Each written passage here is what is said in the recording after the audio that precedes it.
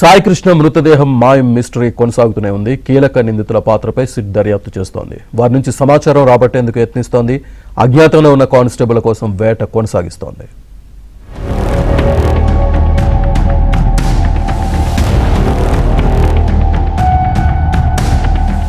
సాయికృష్ణ అదృశ్యం కేసులో మిస్టరీ ఇంకా వీడలేదు. సాయికృష్ణ మృతి, శవం మాయం చేయడంలో కీలక సూత్రధారులుగా హెడ్ కానిస్టేబుల్ అశోక్, నానిని అనుమానిస్తున్నారు. కొన్నాళ్లుగా వీరిద్దరూ అజ్ఞాతంలో ఉన్న వీరి కోసం పోలీసులు వేట కొనసాగిస్తున్నారు.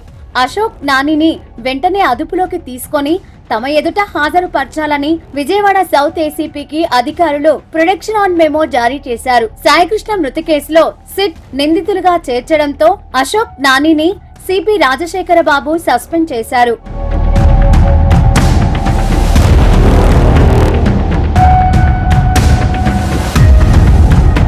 హెడ్ కానిస్టేబుల్లు అశోక్, నాని దొరికితేనే కేసు చిక్కుముడి వీడుతుందని సిట్ భావిస్తోంది. వీరిని పట్టుకునేందుకు ప్రత్యేక బృందాలను రంగంలోకి దింపింది.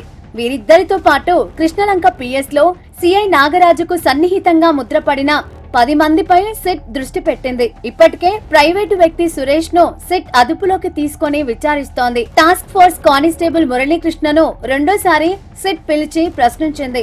మార్కాపురం నుంచి సాయికృష్ణను తీసుకొచ్చిన కానిస్టేబుల్ బాబురావును సైతం సిట్ విచారించింది.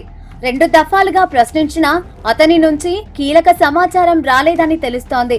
బాబురావుతో పాటు డ్యూటీలో ఉన్న హోంగార్డును సైతం విచారించినట్లు సమాచారం. పిఎస్ లో సెక్షన్ ఇన్ఛార్జిగా ఉన్న కానిస్టేబుల్ నాగరాజు స్టేట్మెంట్ ను సెట్ తీసుకుంది.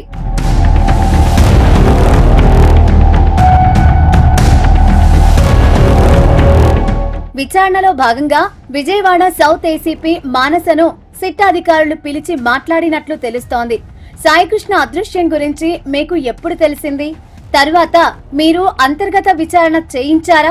చేస్తే అందులో ఏం తేలింది? మృతదేహం ఏమైందని మానసపై సిట్ అధికారులు ప్రశ్నల వర్షం కురిపించినట్లు సమాచారం. ఇన్స్పెక్టర్ పై పర్యవేక్షణ అధికారి అయ్యుండి ఎందుకు పూర్తి స్థాయిలో విచారణ చేయలేదని అడిగినట్లు తెలిసింది. టాస్క్ ఫోర్స్ ఏడీసీపీ లతాకుమారిని కూడా విచారించిన సిట్ ఎవరి ఆదేశాలతో మార్కాపురం పంపించారు? సాయికృష్ణను విజయవాడ తీసుకొచ్చిన తర్వాత కేసు దర్యాప్తు గురించి చెప్పారా అని ప్రశ్నించినట్లు తెలిసింది.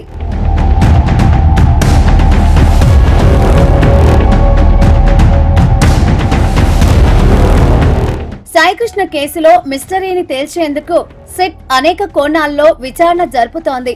ఈ నెల 29న హైకోర్టుకు వివరాలు అందించాల్సి ఉండటంతో కేసు పురోగతిపై పోలీసులు ఏం చెబుతారా అని అందరూ ఆసక్తిగా ఎదురుచూస్తున్నారు. మరోవైపు విజయవాడలోని సెకండ్ ఏజేఎం కోర్టులో నాగరాజును 12 రోజుల కస్టడీ కోరుతూ సిట్ పిటిషన్ వేసింది. దీనిపైన 29వ తేదీనే విచారణ జరగనుంది.